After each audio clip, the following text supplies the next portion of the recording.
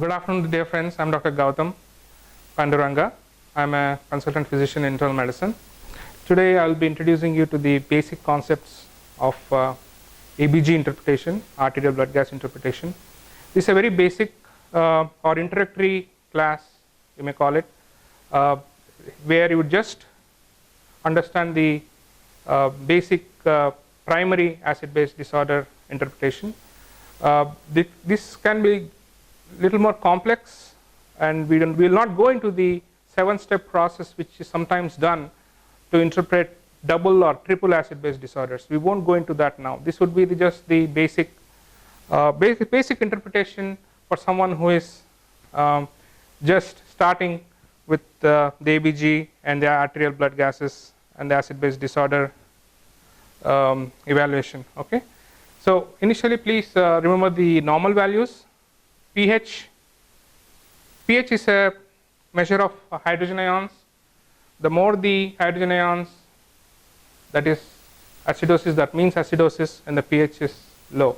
So whenever pH is less than 7.35, we call it acidosis or acidemia.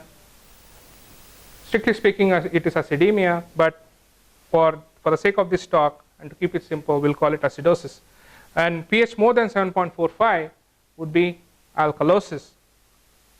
And also remember the normal concentrations of PCO2 and HCO3. The normal partial pressure of carbon dioxide is 35 to 45 millimeters of mercury, and normal concentration, serum concentrations of bicarbonate would be 22 to 28. Oxygen concentrations you won't need for the basic interpretation of ABG, but for completion's sake, I would say it is 75 to 100 millimeters of mercury on room air. This can change according to FiO2 or the inspired oxygen concentration. This is a basic formula we follow. pH is directly proportional to the bicarbonate concentration and inversely proportional to the carbon dioxide concentration. And remember, the bicarbonate is regulated by the kidneys and CO2 is regulated by the lungs. Okay. So whenever the bicarb goes up in the blood, the pH also goes up, and that we would call it as alkalosis. Whenever CO2 goes up, pH goes down because there is an inverse relation. So PCO2 goes up, the pH goes down, that is, you have acidosis. Okay. Just the reverse. Lower bicarbonate means lower pH, that we call it as metabolic acidosis. Anything which starts the process, that is, which is the initiating or the initial problem, based on that we can call it metabolic or respiratory. So because bicarbonate is regulated by the kidneys, so if there is bicarbonate loss, and that is the initiating problem or the first problem or the primary problem, if there is loss of bicarbonate, we call it as metabolic acidosis. Why acidosis? Because pH goes down. Why metabolic? Because anything to do with bicarbonate is metabolic. Anything to do with carbon dioxide is respiratory. Okay. So loss of bicarbonate, low pH, metabolic acidosis. Increased bicarbonate concentrations, increased pH, metabolic alkalosis. Reduced carbon dioxide concentration. When do you get reduced carbon dioxide concentrations? When you are hyperventilating. When you hyperventilate, you blow off oxygen. Like for example, I'm bad at imitating, but anyway, whenever you are blowing off or hyperventilating, you blow off CO2 and the CO2 goes down, and because there's an inverse relationship, so loss of carbon dioxide or low carbon dioxide means what? High pH, and that is respiratory alkalosis. Why alkalosis? pH going up is alkalosis, and initiating event is lungs, that is respiratory. So that's why it is respiratory alkalosis. When there is increased CO2, for example pneumonia or any lung conditions where the gas exchange is impaired or gas exchange is abnormal along the alveolar walls, so the CO2 retains or builds up in the body, So increased carbon dioxide concentrations leads to low pH. Why? Because there is inverse relationship. This goes up, this goes down. So that we call it as respiratory acidosis. High CO2, low pH, respiratory acidosis. Okay. And one mention about the compensatory mechanisms. So just remember that whenever CO2 goes up, bicarbonate also goes up, and that is a compensatory mechanism. Why? Because the body wants to keep the pH within normal limits. It wants to keep the ratio within normal limits. So whenever CO2 goes up, after some time bicarbonate also goes up.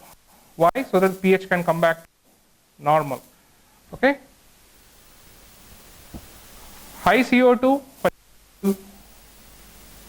COPD, chronic obstructive pulmonary disease, high CO2, over a period of time bicarbonate also goes up. Okay. And then the pH comes back to normal. Same way, vice versa. Or take the primary event, for example, diabetic ketoacidosis. There is loss of bicarbonate, right? In diabetic ketoacidosis, there is loss of bicarbonate. Why? Because it is used up in buffering the acids. So there is loss of bicarbonate.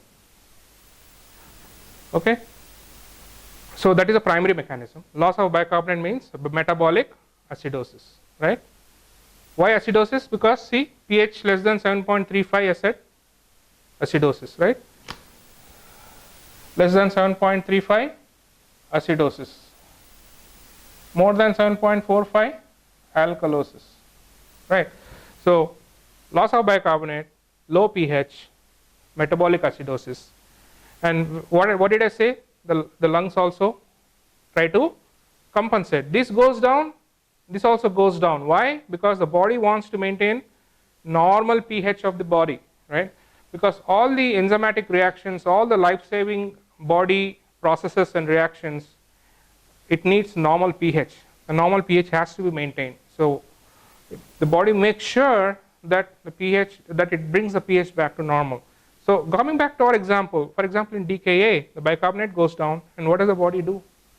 It hyperventilates. They start hyperventilating and blowing off carbon dioxide. So the CO2 also goes down. When this goes down and this also goes down, then the pH comes back to normal, right? And you may remember Kussmaul's breathing, you may have heard of it. Kussmaul's breathing is nothing but rapid shallow breathing, and patients with DKA will have rapid shallow breathing. Why? They're trying to compensate. They're trying to compensate so that they can bring the pH back to normal. Okay? Think of both of these as their friends. Kidneys and lungs are friends. So HCO3 goes down, lungs also, because it's a friend, it also tries to lower the CO2 so that the pH comes back to normal. And when the CO2 goes up, bicarbonate also goes up. Why? Because the compensatory mechanism also is in the same direction. This is the primary event, like high CO2, compensatory mechanism is also in the same direction. PSO2 goes up, there is a compensated increase in HCO3. Vice versa, HCO3 goes down, PCO2 also goes down. Okay. Okay. So now we'll take some examples. First we come to metabolic acidosis, right? I told you pH less than 7.35 is acidosis. So why is it acidosis? Because pH is less than 7.35. And why is it metabolic? Okay, why is it metabolic? Because metabolic means primary process is in the bicarbonate concentration. See, the bicarbonate is it up or down? Normal is 22 to normal CO2 is 35 to 45, right? So acidosis because pH is low. Is it respiratory or metabolic? It is metabolic, right? Because I told you HCO3 goes down, pH also goes down. So it is metabolic acidosis. Okay. After a while, I told you there is a compensatory mechanism. After a while, this also will start going down. So CO2 is also starting to go down, so that ultimately the pH will come back to normal. Let's take a next example. Metabolic alkalosis. So why alkalosis? because pH is more than 7.45. And why metabolic? Because the primary abnormality is in bicarbonate. Normal is 22 to 28 and here it is high. You may say, why is it not respiratory? Well, if it was respiratory, you would expect the CO2 to go down for it to go down, right? So the pH is down. What will make it down? If it is metabolic going down or CO2 going up, right? So here the main problem is bicarb going up, bicarb going up, which also increases the pH. Okay, so it is metabolic alkalosis. Next comes respiratory acidosis. Okay, so respiratory acidosis, why is it acidosis? Because pH is less than 7.35. Okay, so is it respiratory or metabolic? So see, it is acidosis, that much you know, right? So for pH to go down, two ways it can happen. Either CO2 goes up or bicarbonate goes down, because it is directly proportional to bicarb and inversely proportional to carbon dioxide, right? So acidosis, that much is confirmed. Is it respiratory or bicarbonate? Is bicarbonate reduced or PCO2 is high? The problem here, the main problem seems to be CO2 is high. Okay, bicarbonate is also starting to go up. Why? Because it's trying to compensate, but it's just marginal, right? So the main problem being CO2 is high. CO2 is high, because of which pH is less. Okay. Last is respiratory alkalosis. Why alkalosis? Because pH is high, right? And is it respiratory or metabolic? If it was metabolic, you would see bicarbonate being high. If it is respiratory, carbon dioxide would be low. So here what is the problem? Carbon dioxide is low, right? So carbon dioxide is low. So the pH is up. So it is alkalosis because of respiratory problem. Primary problem is the respiratory. Same thing is designated in this table. It is acidosis because pH is less. Primary problem is loss of bicarbonate. Examples being renal failure, diabetic ketoacidosis, lactic acidosis. This is a big list. We'll come to that. This is a primary problem, and this is a compensatory mechanism. Okay, after a while the CO2 goes down, right, so that the pH comes back to normal. And respiratory acidosis, primary problem is high CO2. Why? Because of abnormalities in gas exchange. Could be anything: respiratory failure, pneumonia, respiratory infections, hypoventilation due to giving large doses of narcotic drugs like morphine or any sedative or hypnotic drugs, or hypoventilation due to any cause. There is a problem with hypoventilation or gas exchange. All of them cause increased CO2 retention, because of which pH falls. And over a period of time, the bicarbonate goes, the kidney being a good friend, it conserves the bicarbonate so that the pH becomes normal. Metabolic alkalosis, the primary problem is the excess of bicarbonate. This could be because of contraction alkalosis, for example, when you give too much of diuretics in a patient.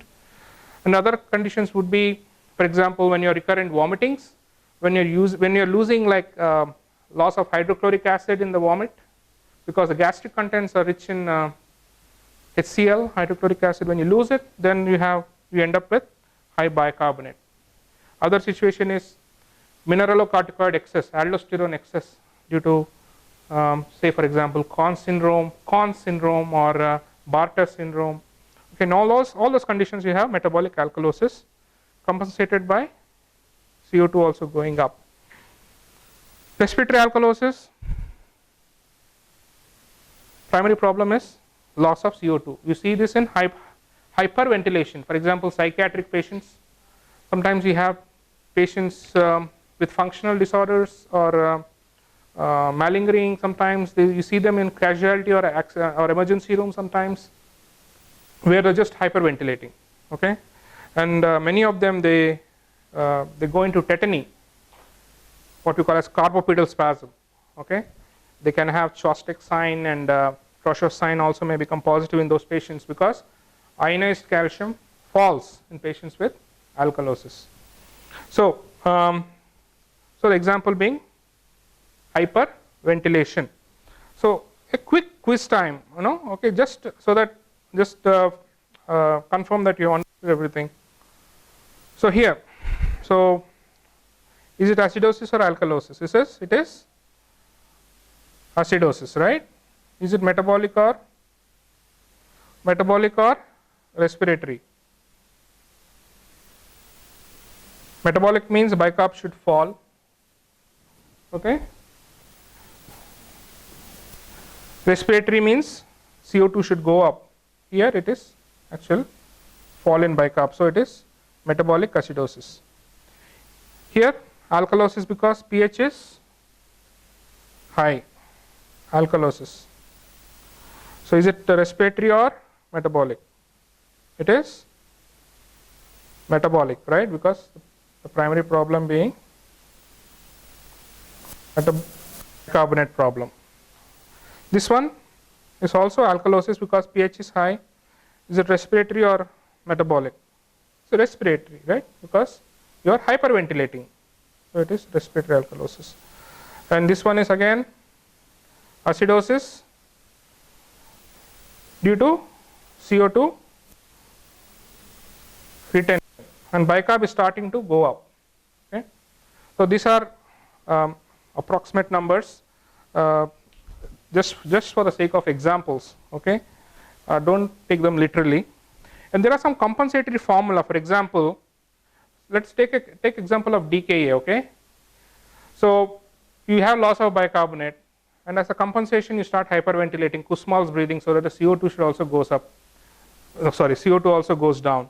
So there are formulae to calculate how much the CO2 should go down, so that compensation is complete, and it's called like a Winter's formula. This is for metabolic acidosis only. There are other formulae for other disorders. So CO2 is equal to T into bicarbonate plus 8 plus or minus 2. So this is called as a Winter's formula, and I'm just giving it to you as an example. I'm not going to talk about other formulae. I'll just talk about this formula because it's commonly used. So we'll take this example, right? So initially the bicarb goes down, okay.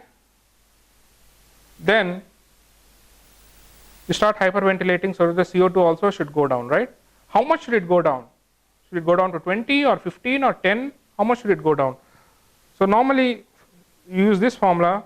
For example, HCO3, if it is 16, and how much should bicarb go down? So 3 by 2 into 16, that is 24 plus or minus 8. Okay.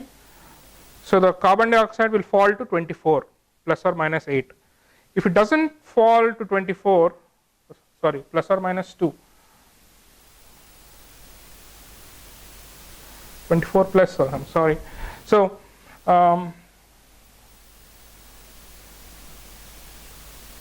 suppose it is bicarbonate is 16, so 24 plus 8 plus or minus 2, so that is 32 plus or minus 2. Okay, so bicarbonate should fall to 32. If it is not falling that much, it is incomplete compensation. If CO2 falls down too much, that means it is another acid base disorder. So in short, these formulae help us to calculate how much compensation should be there, and if there is not enough compensation or overcompensation, usually overcompensation doesn't happen, that's one of the rules, okay, but that helps us to diagnose double disorders, double acid base disorders, any superimposed acid base disorders. But because it's an introductory lecture, we won't go into that now in detail, but I do want to briefly mention about Anion Gap, because it's sometimes a confusing concept to understand. So remember, in the body, the total cation should always be equal to anions. Okay, because there is always a balance in the body. pH should be normal, and also cations should be equal to anions, right? So this is how it should be. Sodium plus, but not all the cations are measured. You only measure some cations like sodium and maybe potassium also, but you don't measure all the cations. So there are some minor unmeasured cations are there, but the major cation is sodium. Coming to anions, you are only measuring bicarbonate and chloride, but you are not measuring all the anions. So there are a lot of unmeasured anions, and among this you have albumin, sulfates, okay, sulfates, phosphates. Albumin is one of the main unmeasured anion, and in patients like diabetic ketoacidosis, these build up, right? Okay, so what is anion gap? Anion gap is main measured cation, that is sodium, minus main measured anions, that is chloride plus bicarbonate. So this minus this, okay, sodium minus chloride plus bicarbonate, okay, right? Sodium minus chloride plus bicarbonate. So that gives you anion gap, and the normal anion gap is 12, okay, plus or minus 2. So metabolic acidosis, you can kind of broadly divide it into high anion gap metabolic acidosis and normal anion gap metabolic acidosis. And in high anion gap metabolic acidosis, you have renal failure, diabetic ketoacidosis, lactic acidosis, and you may remember the mnemonic mud piles, okay. Many of them are toxins. For example, methanol poisoning, uremia, diabetic ketoacidosis, paraldehyde, okay, lactic acidosis, ethylene glycol, and salicylate poisoning. All those are examples of elevated anion gap acidosis. And how about normal anion gap? This has a short list, only diarrhea and small bowel fistula are some of the examples. So to make you understand the concepts a little better, just look at this diagram. So the main cation is sodium, right? There's a very small negligible component which we won't care about. The main component is sodium. You don't even take potassium into account for most of the times. So anions, chloride and bicarbonate are measured, but there's a large quantity, there's a large proportion of anions which are not measured, right? So this is in the normal, these two are in the normal body. This is how it should be. So when you have acidosis, what happens? For example, DKA, diabetic ketoacidosis, we have accumulation of keto acids like beta hydroxybutyric acid, acetoacetic acid. So they all add up, and the component of this anion gap, this shaded area, this shaded portion, it becomes larger, and the bicarbonate is reduced. This is the initiating event, okay, loss of bicarbonate to buffer the hydrogen ions, right, and the bicarbonate acts as a buffer, and because it's a loss of the buffer bicarbonate, you have acidosis, and there is an increase in the anion gap or the unmeasured anions. See, the chloride remains constant, the chloride level remains constant in high anion gap acidosis. Thus compare this with the normal anion gap acidosis. Here, see, there is loss of bicarbonate. In any acidosis there is loss of bicarbonate, but here it is loss of bicarbonate is compensated by increased chloride ion concentration. That's why you call this as hyperchloremic metabolic acidosis. Normal anion gap acidosis is always also called as hyperchloremic metabolic acidosis, okay. So here the anion gap remains normal, and the loss of bicarbonate is compensated by the increased chloride ion concentrations. So that is in brief about ABG and how to interpret the primary acid base disorders. Hope this would have stimulated you to get deeper into the topic, and there are many for example, there are several steps by which you can go to double or triple acid base disorders. There is something called as delta gap. Okay. Hopefully I'll be doing one more presentation sometime later where I can cover all those aspects as well. Do give me a feedback. For interesting cases you can visit facebook.com/intmedrocks, internal medicine rocks, that is intmedrocks, and give your feedback. Thank you. Have a nice day.